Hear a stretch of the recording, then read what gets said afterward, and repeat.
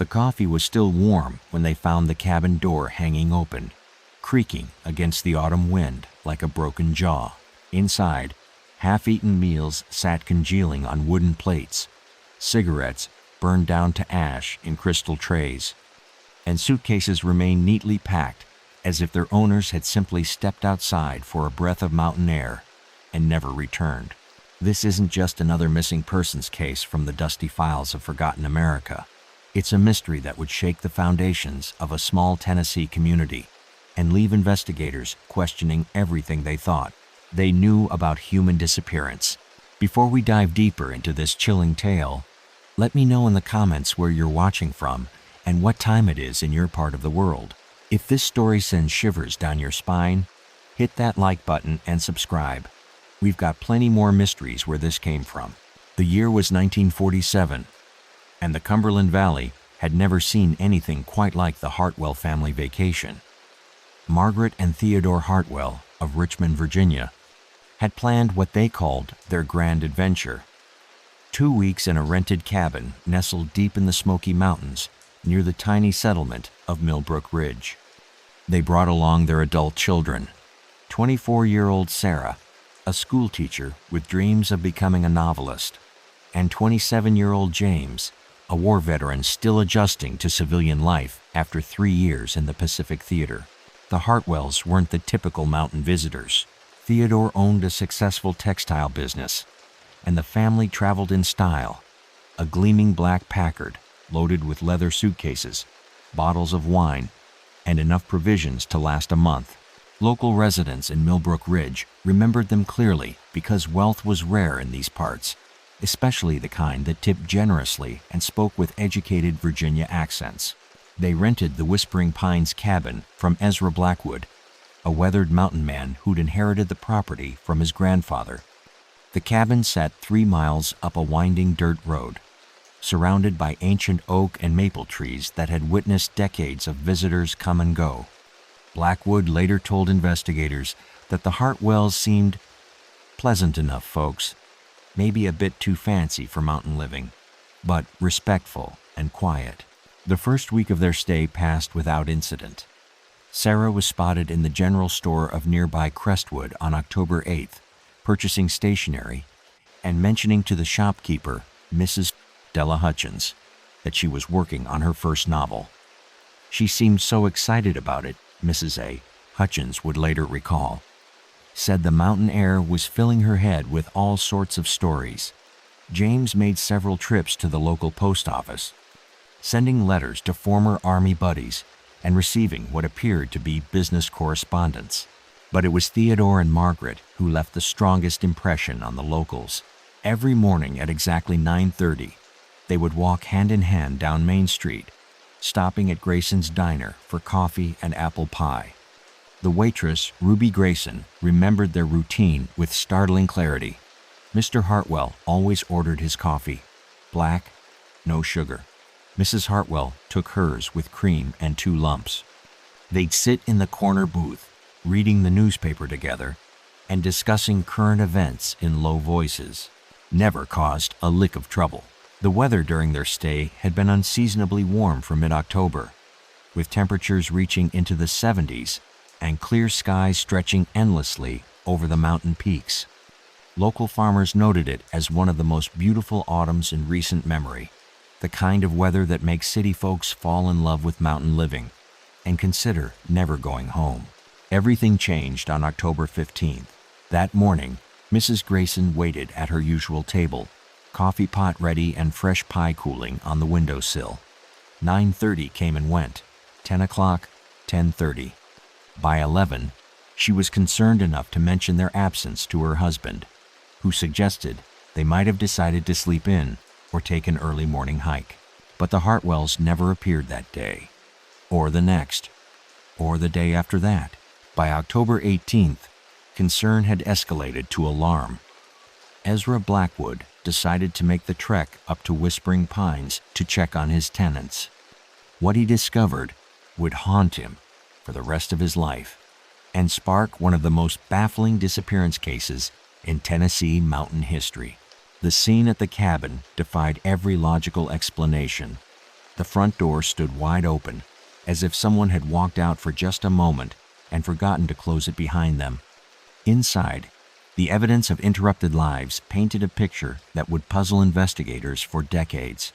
4 place settings remained on the dining table, complete with silverware positioned as if the family had been in the middle of breakfast. Eggs had been scrambled but barely touched. Toast sat buttered but uneaten, and orange juice-filled glasses to exactly the same level. But here's where the story takes its first truly unsettling turn. Every clock in the cabin had stopped at exactly 3:17 a.m. What could cause an entire family to abandon their meal, their belongings, and their vacation so abruptly that they left everything exactly as it was? And why would they venture out into the mountain darkness at such an unusual hour, never to return? Ezra Blackwood's weathered hands trembled as he stepped through the threshold of the Whispering Pines cabin, his boots echoing against hardwood floors that should have creaked under the weight of 4 missing souls. The silence wasn't just an absence of sound, it was something alive, pressing against his eardrums like the moments before a thunderstorm breaks. What Blackwood found that October morning would transform a simple wellness check into a mystery that law enforcement officials are still discussing in hushed tones today. The mountain man had seen plenty of strange things during his 63 years in the Cumberland Valley, but nothing had prepared him for the scene inside the cabin. Beyond the abandoned breakfast and the mysteriously synchronized clocks, details emerged that painted an increasingly disturbing picture. Every bed had been slept in, with sheets pulled back and pillows still bearing the impressions of heads that had rested there just hours before. Personal items remained exactly where a family might leave them. Theodore's reading glasses folded neatly on the nightstand beside a half-finished book about the Great War. Margaret's silver hairbrush laid carefully on the vanity, with strands of graying hair still caught in its bristles. Sarah's room told perhaps the most poignant story. Her typewriter sat open on a small desk by the window, a half-finished page still rolled into the machine. The last sentence, cut off mid-word, read, "The mountains hold secrets that civilized folks aren't meant to unco." The ribbon had run dry, leaving the final letters faint and barely visible, as if her thoughts had literally faded into the mountain air. But it was James's room that provided the first genuine clue to their disappearance. His military duffel bag had been emptied onto the bed, contents carefully sorted as if he'd been searching for something specific. Among the scattered belongings, Blackwood found a compass, a detailed topographical map of the surrounding wilderness, and most intriguingly, a leather-bound journal filled with what appeared to be surveillance notes. The journal entries, written in James's precise military script, documented observations that grew increasingly paranoid over the course of their stay. Early entries described pleasant family activities and scenic hiking routes, but by October 10th, the tone had shifted dramatically. James wrote about unusual sounds in the forest after midnight and the feeling of being watched during our evening walks.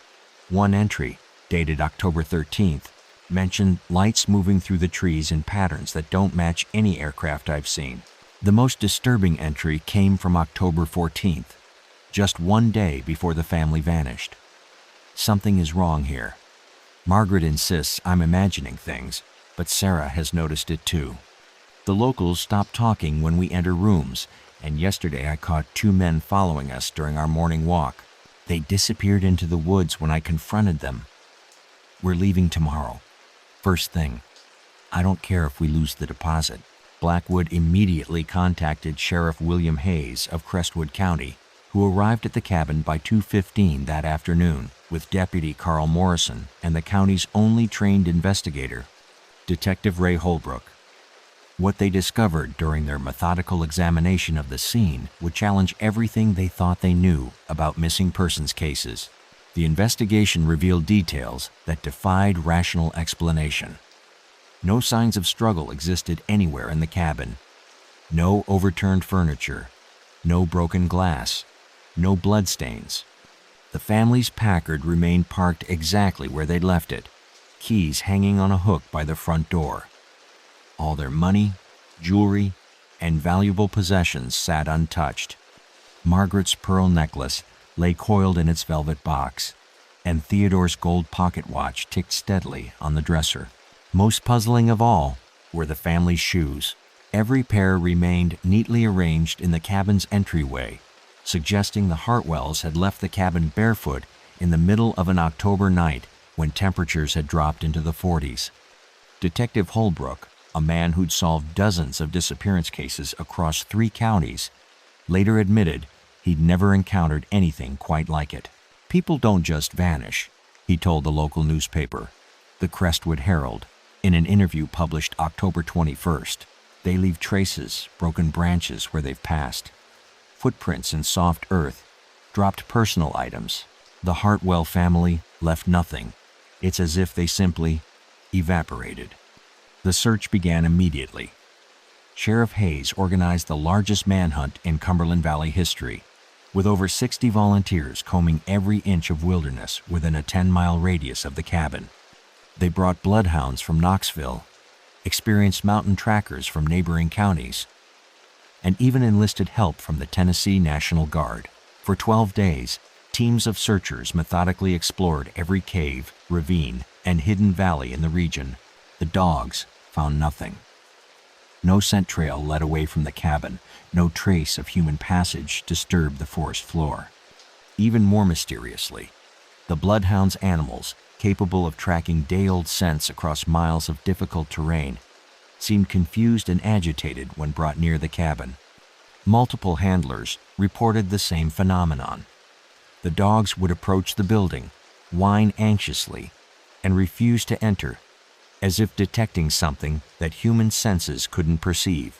By October 27th, with no evidence of the family found despite the most extensive search in regional history, Sheriff Hayes faced an impossible conclusion. 4 people had somehow vanished from a locked and isolated location without leaving any trace of their departure.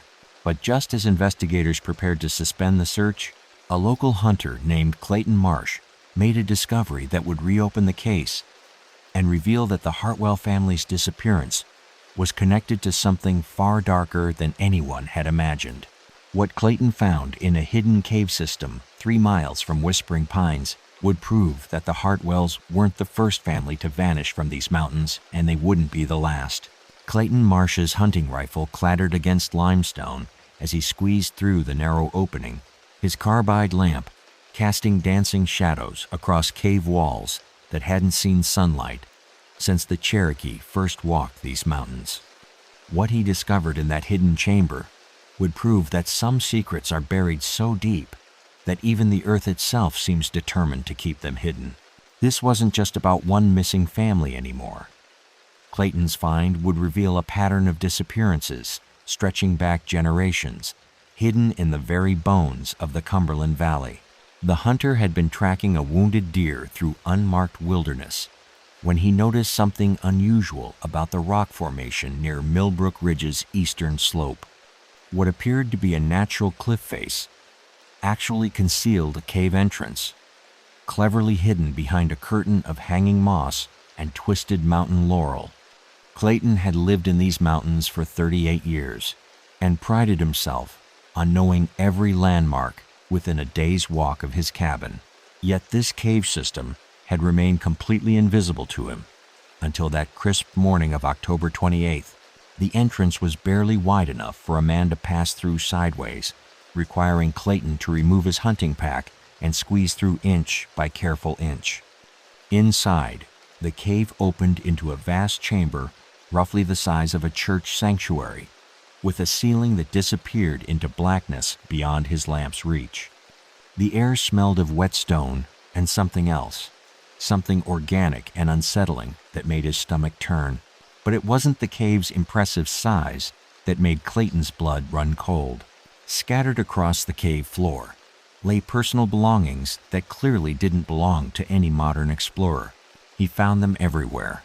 A child's wooden toy horse, weathered but recognizable. A woman's lace glove, yellowed with age. A man's brass compass, its face cracked, but still bearing an inscription, "To my beloved husband, Christmas 1892. Deeper in the cave, Clayton discovered a leather satchel containing letters written in faded ink, documenting what appeared to be a family vacation to the Smoky Mountains in 1923. The letters were signed by someone named Ellen Whitmore, and they described a family trip remarkably similar to the Hartwell's vacation. The Whitmores had rented a cabin near Millbrook Ridge, planned to stay for 2 weeks, and had written enthusiastically about the beautiful mountain scenery and friendly local residents.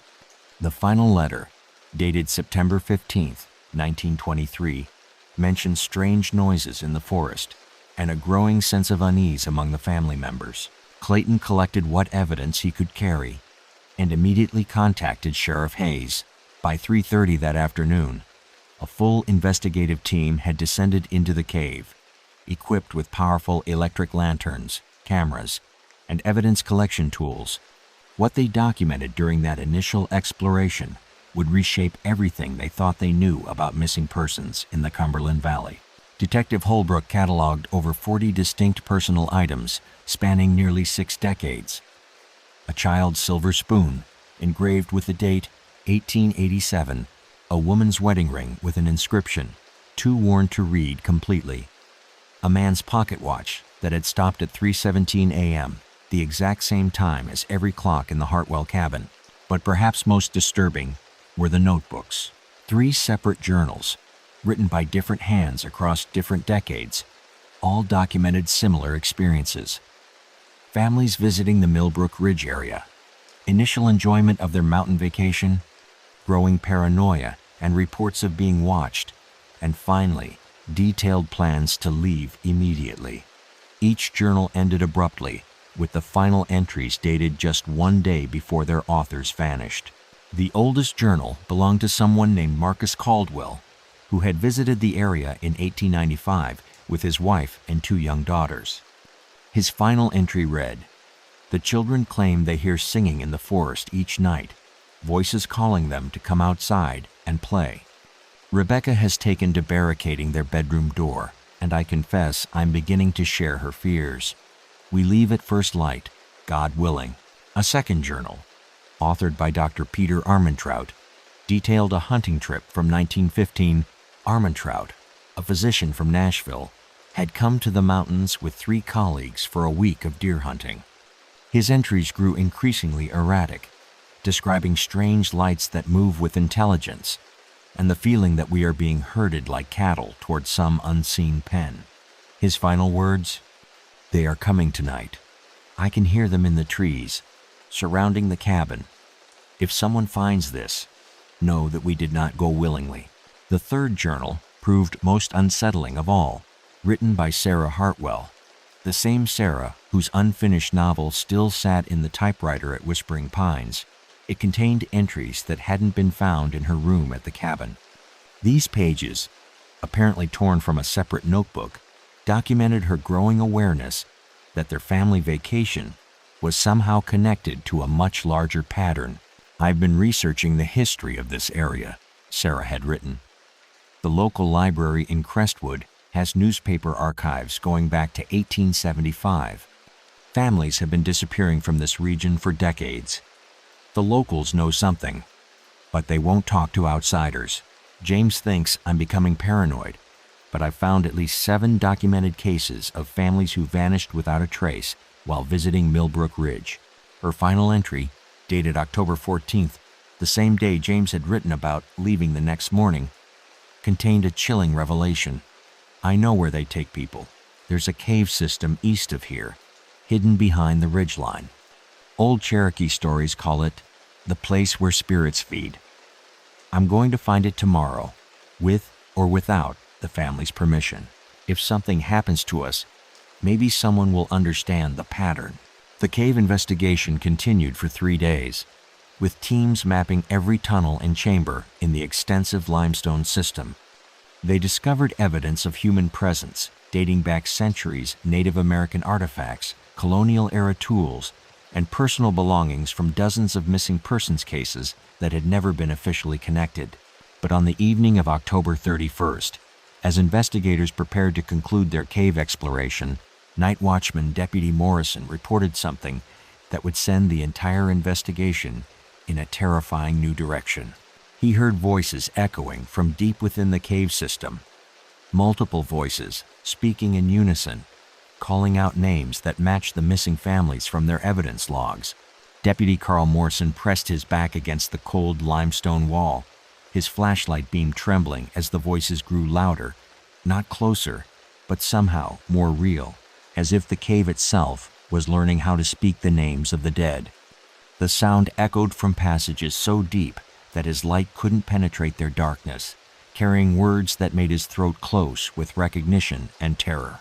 This wasn't just an investigation anymore, it was a confrontation with something that had been hunting families in these mountains for over 70 years, and it was still very much alive. Morrison had volunteered for the overnight watch duty on Halloween night, figuring it would be a quiet assignment guarding the cave entrance while the investigation team rested at a temporary camp nearby.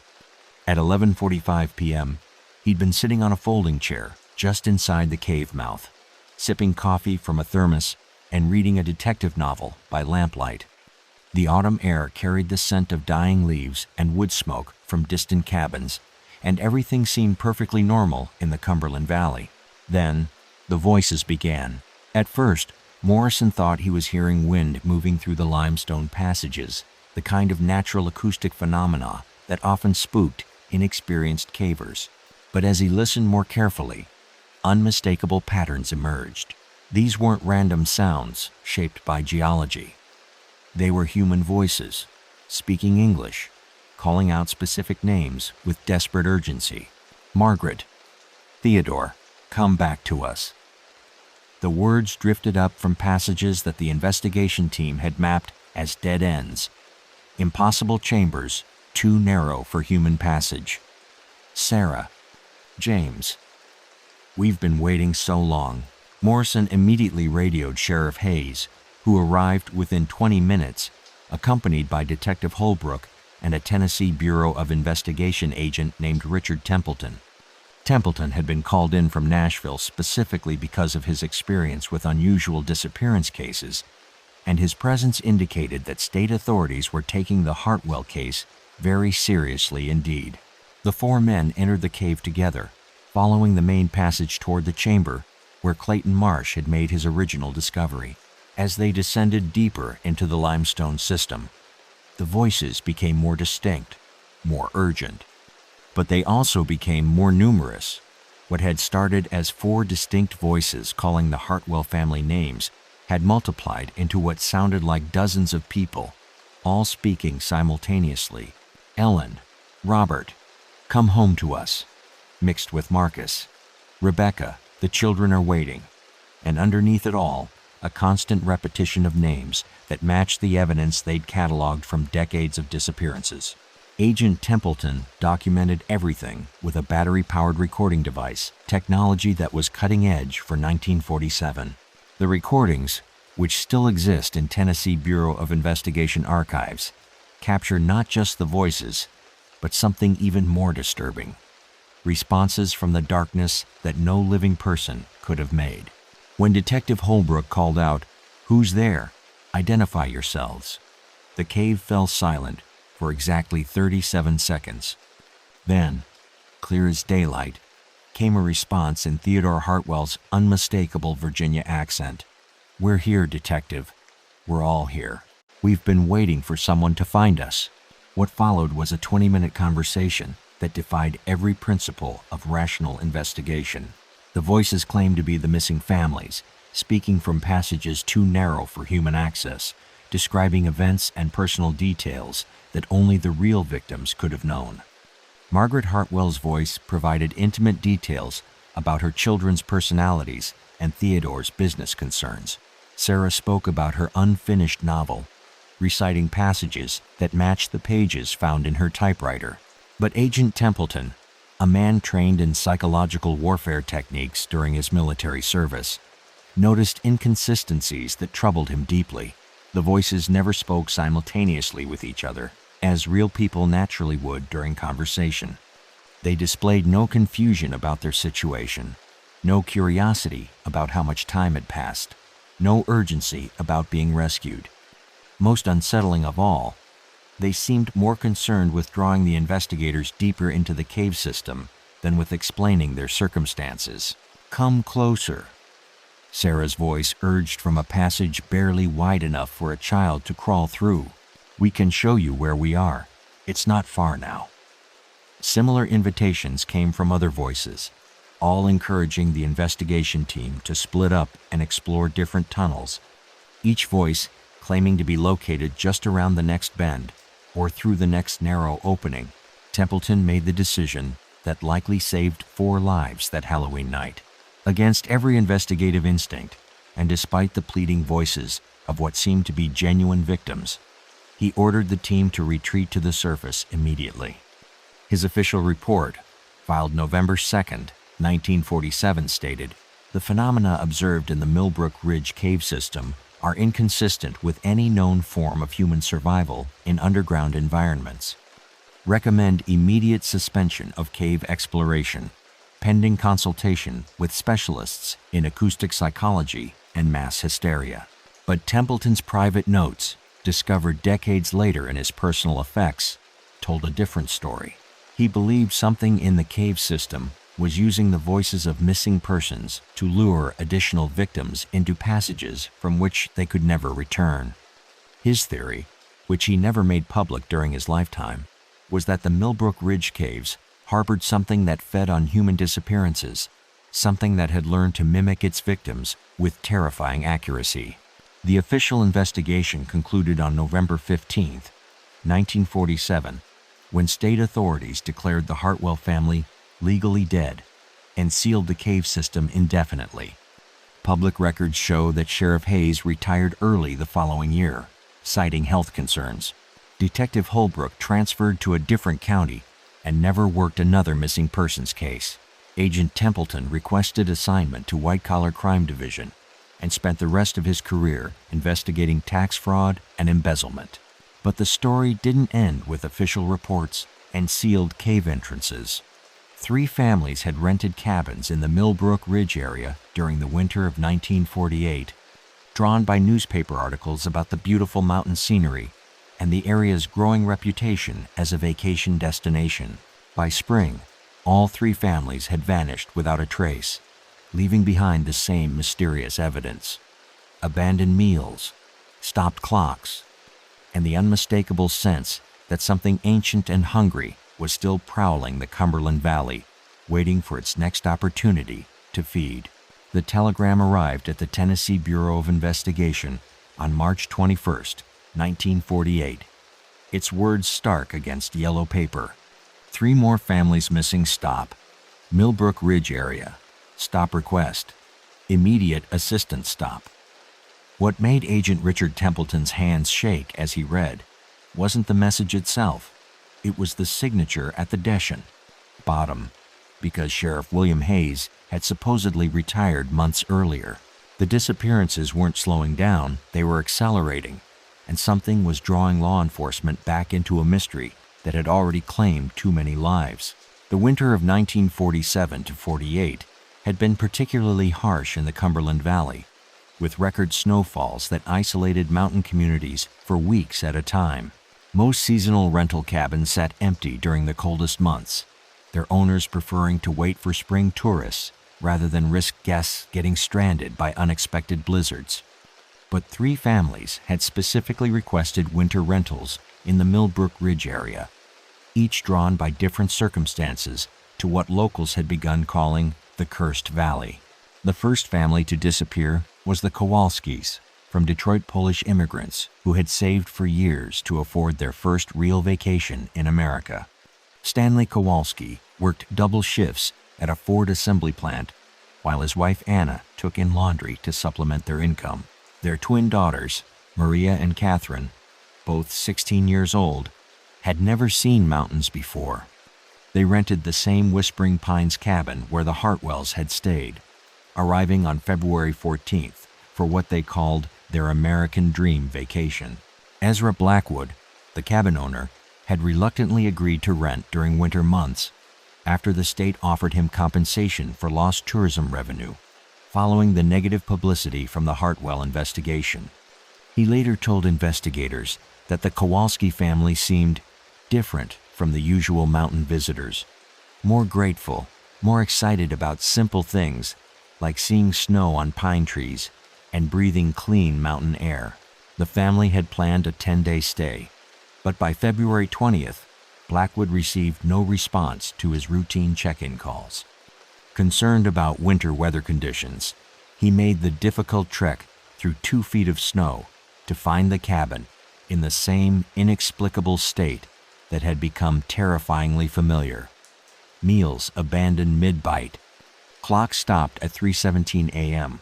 Personal belongings undisturbed and no trace of the occupants anywhere. But the Kowalski scene contained one chilling addition that hadn't been present in previous disappearances. Written in condensation on the bathroom mirror, in what appeared to be Anna Kowalski's handwriting, was a single message. "The children hear the singing. We must go to them." The second family, the Hendersons from Alabama, had come to the mountains in late February, seeking isolation, while their father, Dr. Marcus Henderson, recovered from what his colleagues euphemistically called war nerves, what modern medicine would recognize as severe post-traumatic stress disorder. Henderson had served as a combat medic in the Pacific Theater, and his wife Claudia hoped that mountain solitude would help ease his nightmares and violent mood swings. They rented a smaller cabin called Pine Haven, located 2 miles south of Whispering Pines, and brought their 8-year-old son Timothy with them. Local residents remembered Dr. Henderson as a quiet, intense man who seemed constantly alert, as if expecting attack from unseen enemies. His wife spent most of their time apologizing for his suspicious behavior toward shopkeepers and his tendency to interrogate locals about unusual activity in the area. The Hendersons vanished on March 5th during a blizzard that dumped 18 inches of snow and made travel impossible for 3 days. When the storm cleared and no smoke was visible from their chimney, Constable Jake Morrison, Deputy Morrison's older brother, snowshoed to their cabin to investigate. He found the family gone and their cabin locked from the inside, with no footprints leading away from the building through the fresh snow. Most disturbing was Dr. Henderson's medical bag, found open on the kitchen table, with several morphine vials missing, and a hastily scrawled note. "Something is calling to us from the forest. Claudia and Timothy can hear it too now. I've given them something to help them sleep through what's coming. God forgive me." The third family proved most puzzling of all. The Brewsters, Harold, June, and their adult daughter Dorothy had specifically traveled to Millbrook Ridge because of the disappearances, not in spite of them. Harold Brewster was a professor of folklore at Vanderbilt University who had become fascinated by what he called the Cumberland Valley phenomenon after reading newspaper accounts of the mysterious vanishings. Professor Brewster had spent months researching historical disappearances in the region, corresponding with Cherokee tribal historians, and collecting oral traditions about supernatural activity in the Smoky Mountains. His academic papers, found scattered throughout their rented cabin, revealed an obsessive investigation into Native American legends about spirit traps and feeding grounds where malevolent entities lured human prey. The Brewsters arrived on March 10th and disappeared just 4 days later, but not before Professor Brewster had documented findings that would provide the first scientific framework for understanding the Millbrook Ridge mystery. His final research notes, typed on university letterhead and found weighted down on the cabin's dining table, contained a theory that would prove prophetic. The disappearances follow a precise pattern based on lunar cycles and seasonal changes. Families vanish during new moon periods, when darkness is most complete, and always during months when mountain isolation is at its peak. The entity, or entities responsible, have been active in this region for at least 75 years, possibly much longer. Cherokee oral history refers to this area as Navi-Gadi, literally translated as the place where people are eaten by darkness. His final entry handwritten and apparently completed just before the family's disappearance, contained a revelation that would change everything investigators thought they knew about the case. "We have made contact." Dorothy heard the singing first, just as the other families described. "But we are not running. Tomorrow night, during the new moon, we will follow the voices to their source. If our theory is correct, we may finally understand what has been feeding in these mountains for generations." When Agent Templeton returned to Millbrook Ridge on March 22nd, accompanied by a team of federal investigators and Cherokee tribal representatives, they found evidence that Professor Brewster had succeeded in his quest, and that his success had revealed something far more terrifying than anyone had imagined. The question was no longer what was taking these families. The question was whether it could be stopped before it claimed its next victims. Professor Brewster's body was found seated cross-legged in the center of a Cherokee ceremonial circle, his eyes wide open and staring at something that federal investigators couldn't see, while his right hand clutched a piece of carved limestone that seemed to pulse with its own internal light. The stone was warm to the touch despite the March cold, and etched into its surface were symbols that predated any known written language in North America. This wasn't just about missing families anymore. It was about an ancient hunger that had been feeding in these mountains since before the first European ever set foot on American soil. Agent Templeton arrived at the Brewster cabin on March 23rd to find a scene that defied every protocol in his federal training manual. The professor sat in perfect stillness 50 yards behind the cabin, positioned at the exact center of a circle formed by 13 limestone boulders, each carved with intricate symbols that seemed to shift and change when viewed from different angles. His wife June and daughter Dorothy were nowhere to be found, but their absence felt different from previous disappearances, less like vanishing and more like transformation.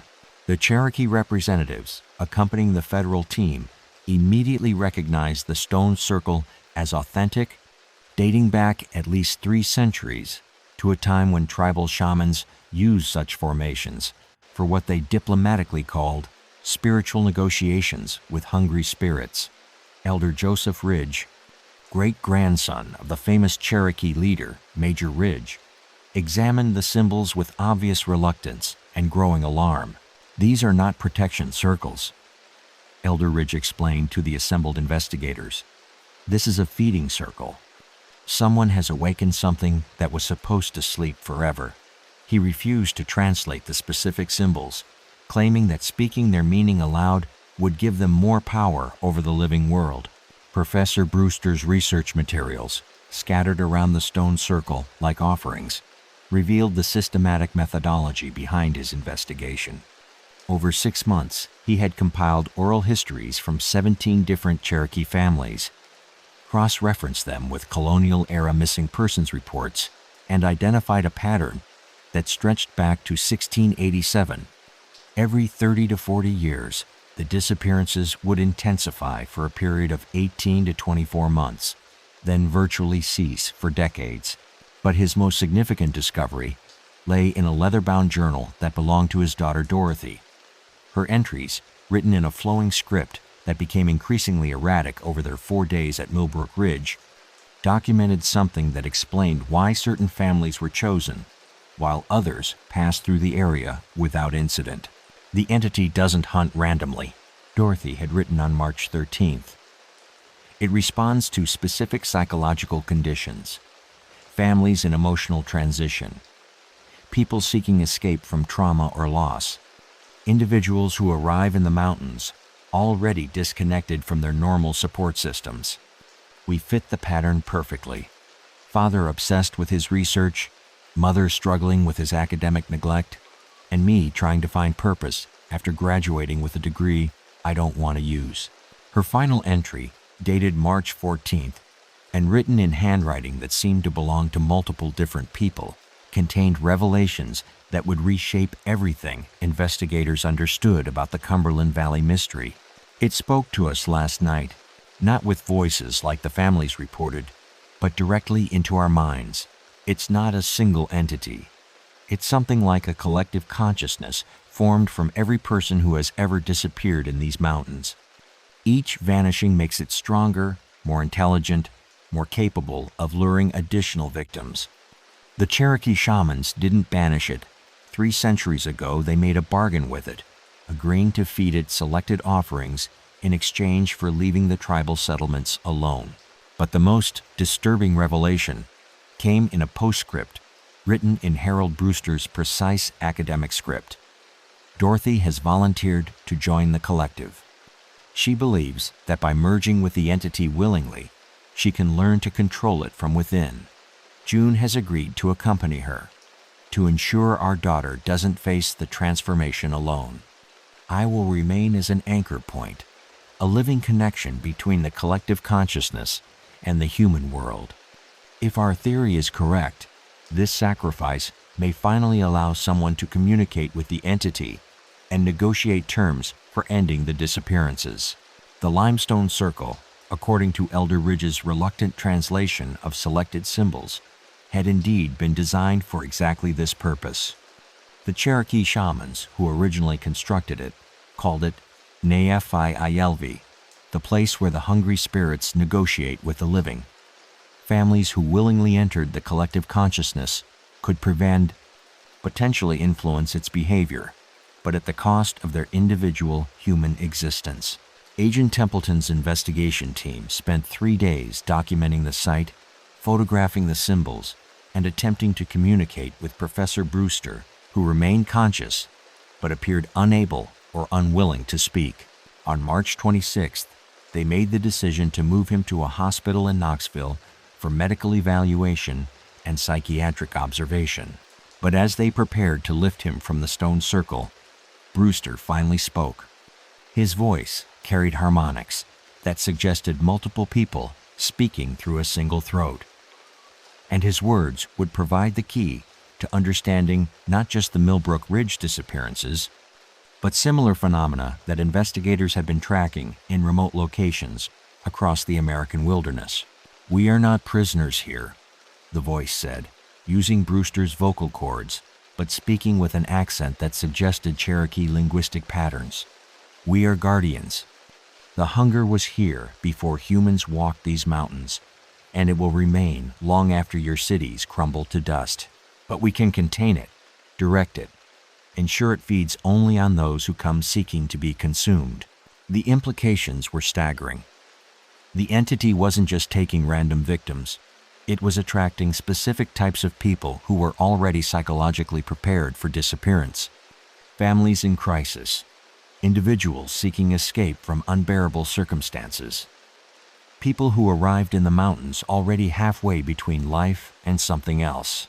But if Professor Brewster's theory was correct, and the collective consciousness could indeed be negotiated with, then the decades-long pattern of disappearances might finally be brought to an end. The question was whether anyone could be found brave enough or desperate enough to enter the feeding circle and attempt communication with something that had been consuming human souls for over 2 centuries. Agent Richard Templeton stood at the edge of the Cherokee Stone Circle at exactly 3:17 a.m. on March 30th, 1948, his service revolver heavy in his hand, and his mind clear with the terrible certainty that he was about to become either the solution to the Cumberland Valley mystery or its next victim. The limestone beneath his feet thrummed with something that felt like a heartbeat, and the air around the circle shimmered with heat that had nothing to do with the cool mountain night. This was no longer an investigation. It was a desperate gamble to end 70 years of disappearances before the entity grew too powerful to contain. And Templeton was betting his life that federal training and Cherokee wisdom could somehow find common ground with an ancient hunger. The decision to attempt direct communication had not come easily. After Professor Brewster's revelation about the collective consciousness, Tennessee Bureau of Investigation leadership had seriously considered sealing the entire Millbrook Ridge area and declaring it a federal quarantine zone. But Elder Joseph Ridge had presented a compelling counter-argument. If the entity was indeed growing stronger with each disappearance, attempting to contain it might only force it to expand its hunting range to other mountain communities across the southeast. The spirits respect courage more than caution, Elder Ridge had explained during a closed-door meeting with federal authorities. But the negotiator must enter the circle with something to offer, not just demands for the disappearances to stop, but a genuine exchange that serves both human needs and the entity's requirements. Templeton had volunteered for the communication attempt after spending a week studying Cherokee protocols for spiritual negotiation.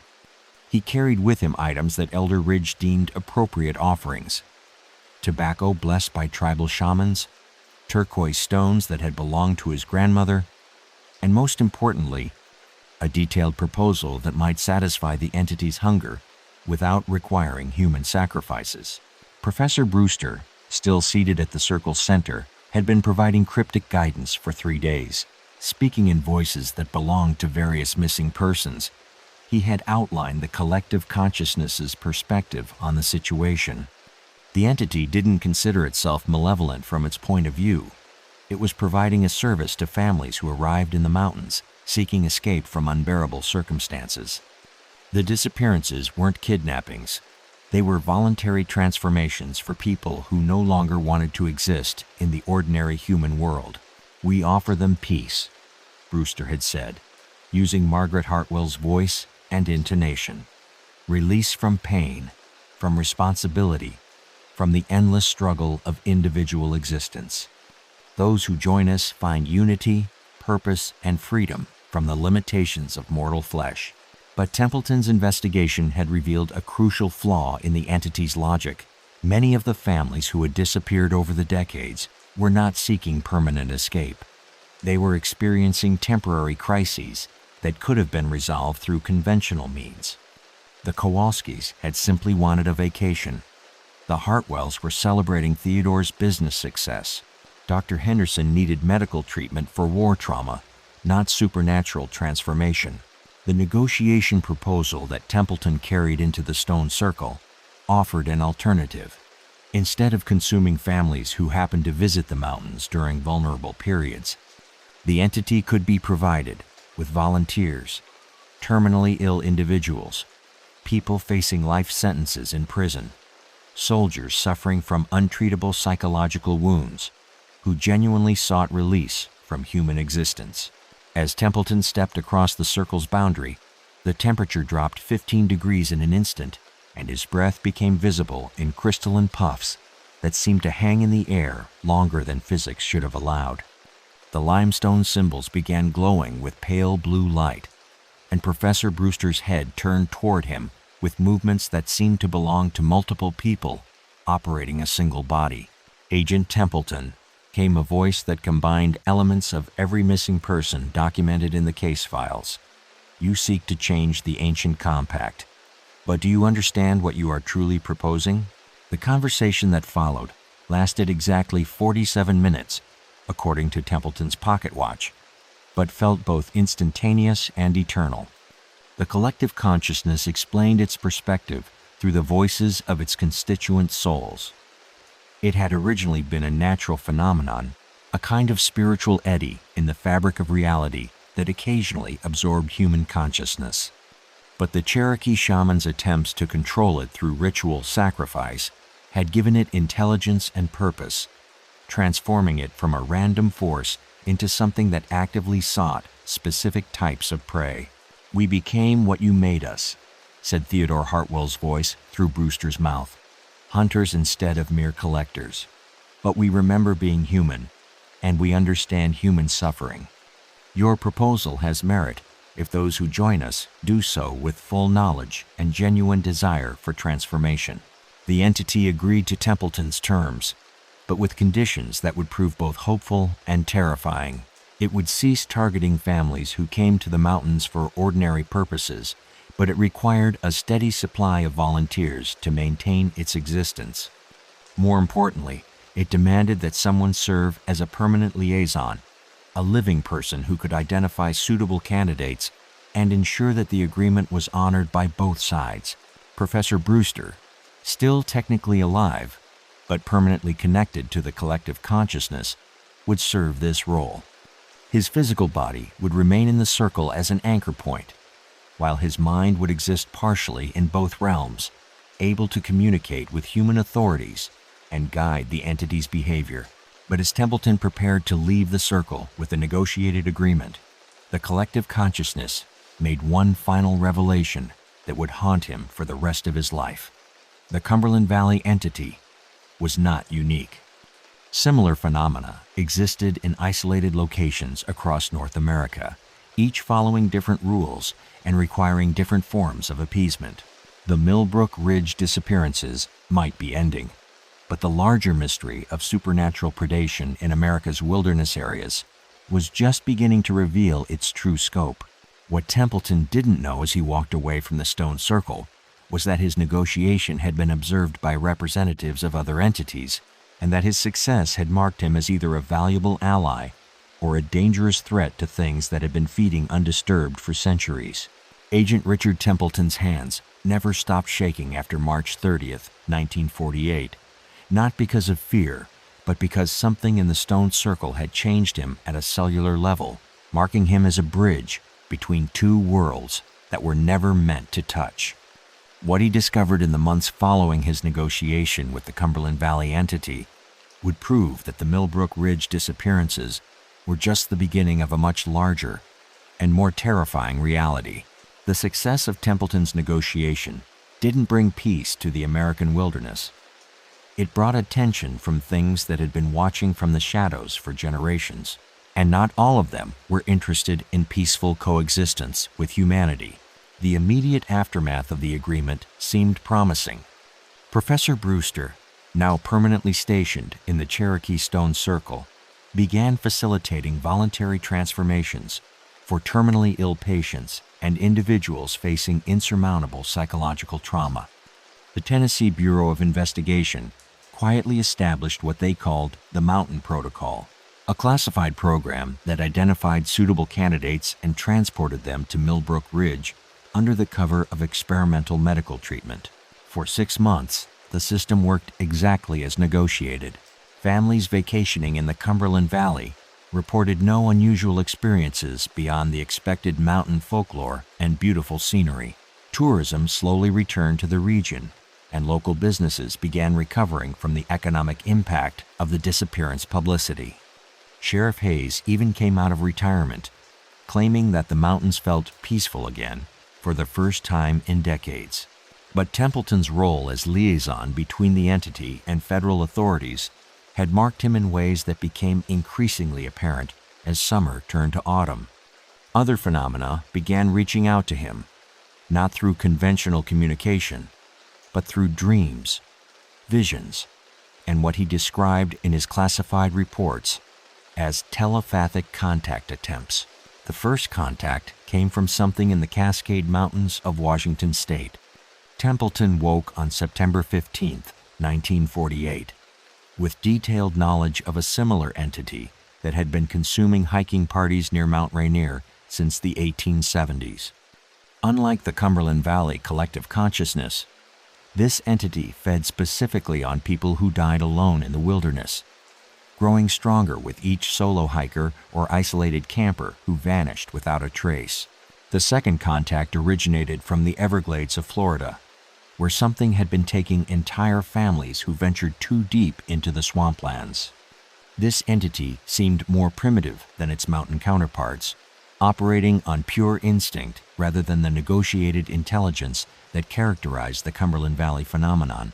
By October, Templeton was receiving contact attempts from entities across North America, something in the Alaskan wilderness that consumed bush pilots and their passengers, a phenomenon in the Maine woods that specifically targeted hunting parties, and most disturbing of all, an intelligence in the Mojave Desert that seemed to be studying human behavior patterns in preparation for expanding its operations to urban areas.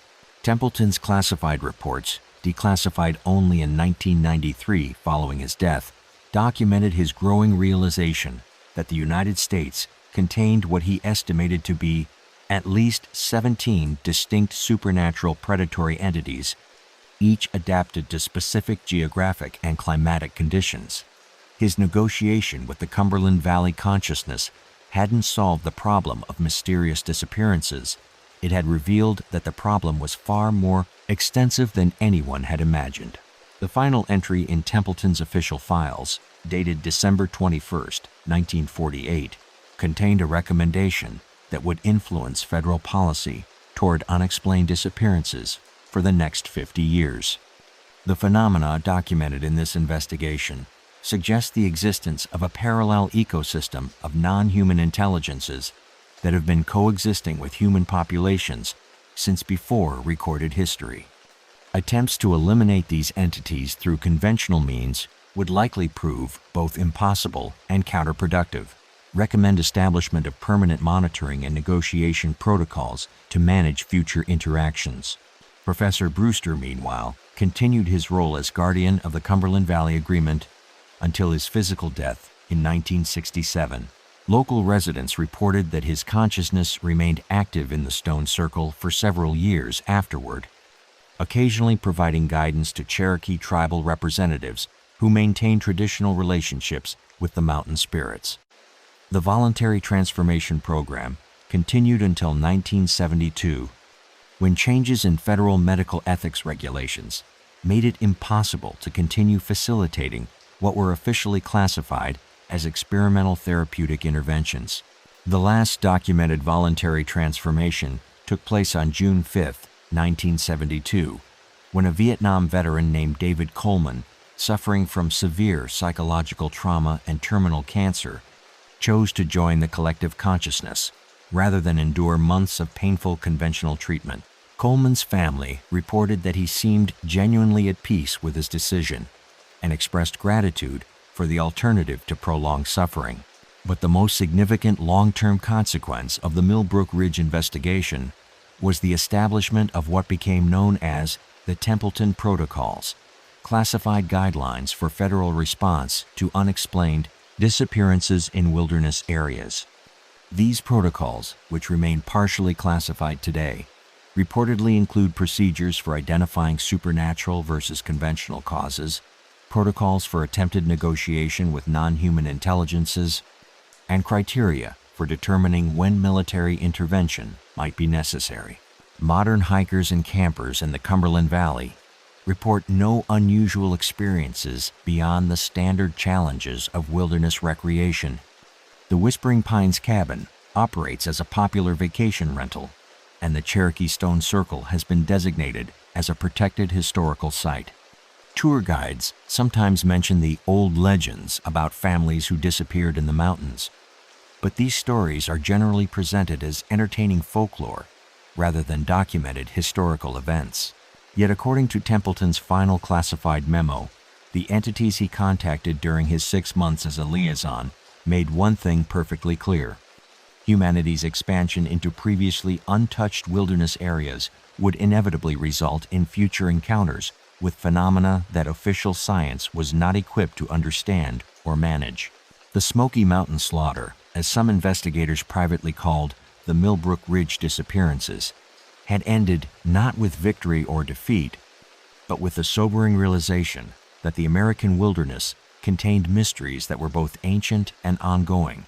The families who never left their cabins had become part of something larger than human understanding, but their sacrifice had revealed truths that might someday help others navigate the dangerous boundaries between the human world and whatever else shares this continent with us. We're only scratching the surface. The next case is even stranger. Subscribe before it drops.